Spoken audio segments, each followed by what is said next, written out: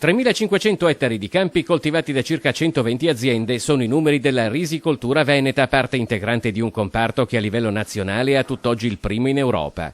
Eppure il settore attraversa una crisi drammatica. Secondo Coldiretti, dal 2007 ad oggi ha chiuso quasi un'azienda su 5 e la superficie coltivata a riso si è ridotta del 21%. Sul banco degli imputati ancora una volta la concorrenza agguerrita dell'Estremo Oriente. Nel solo 2014 l'azzeramento dei dazi ha fatto schizzare le importazioni di riso dalla sola Cambogia del 360%, prodotti privi di tracciabilità e con costi di produzione inimmaginabili in Europa. Oggi è il giorno della protesta, in Veneto come nel resto d'Italia, contro una concorrenza sleale che immette sul mercato prodotti dalla scarsa tracciabilità. Io spero anche che sia questa un'occasione per ricordare che a livello nazionale si debba lavorare di più sulla tracciabilità e sull'etichettatura obbligatoria e dall'altro, lasciatemelo dire, magari impiegare le forze di polizia piuttosto che rincorrere pensionati nei vigneti a cacciare le merci che vengono da fuori, che sono delle autentiche porcherie. Il riso che arriva dall'estero costa di meno, ma è anche un prodotto per il quale il sistema di allerta rapido europeo ha effettuato quasi una notifica a settimana per presenza di pesticidi e assenza di certificazioni sanitarie. Sicuramente c'è un blocco da fare, c'è da contingentare l'importazione, c'è da in qualche modo rimettere dei dazi, perché a dazio zero non è possibile confrontarsi con un mercato